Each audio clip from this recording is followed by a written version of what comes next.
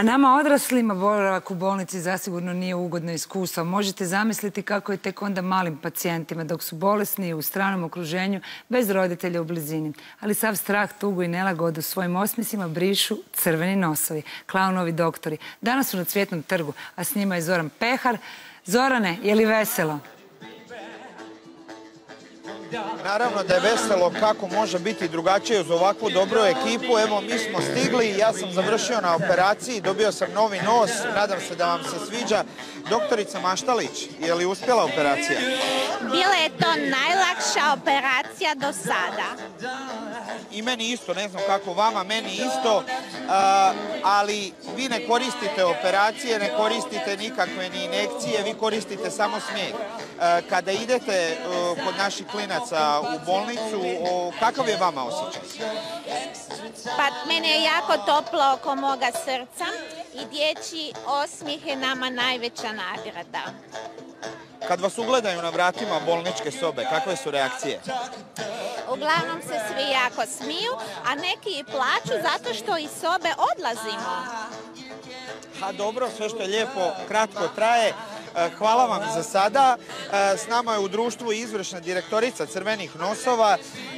Koliko ste vi do sada djece uveselili? Pa to su stvari tisuće djece, sad već preko 40.000, što nas posebno veseli i nismo to učinili sami. Učinili su to građani Hrvatske zajedno s nama, kojima od srca zahvaljujemo. Baš sam vas to htio pitati, da nema građana Hrvatske i njihovih donacija, nažalost ne bi bilo ni Crvenih nosova.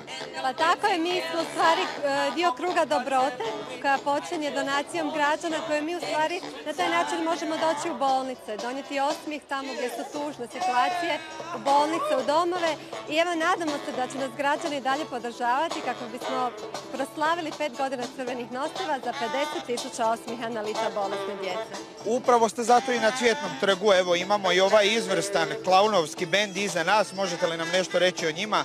Pa to su naši klaunovi, oni su zaista profesionalni umjetnici, oni donose svoju umjetnost u bolnice i daju dio svog srca. A danas smo tu u gradu kako bi se predstavili javnosti, kako bi im pokazali što mi to radimo. Nisu možda s nama u bolnicama, ali evo danas su s nama ovdje na Cvjetnom trgu. Ako netko želi, kako može postati klaun doktor? Pa u stvari prije svega treba biti umjetnik. Klaunovi nisu liječnici, oni samo liječe na neki način svojim osmijehom. Mi imamo redovne audicije za nove klaunove doktore. Baš nedavno je bilo u Zagrebu i u Rijeci. Sad već imamo 18 klaunova i svake godine ćemo primati nove. U svakom slučaju mora postojati potreba iznutra da želite donijeti osmijeh koji preobražava, koji mijenja tugu u sreću, strah u nadu i to želite raditi od srca. Jer to naši klaunovi rade. Kakav je odaziv? Žele li ljudi dobiti ovaj crveni nos, kutu i smijehom liječiti djecu našu?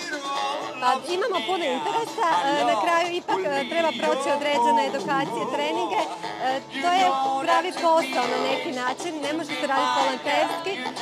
Imamo Međunarodnu školu humora gdje se naši klaunovi educiraju i svaki dan se izgrađuju da bi što bolje radili taj posao. Hvala vam lijepa na ovom razgovoru. Evo, čuli ste, vesela ekipa, ako ste u gradu, ovdje su do 8, svakako naiđite i vi omogućite da oni uvesele naše klince koji su, evo, nažalost, u bolnicama.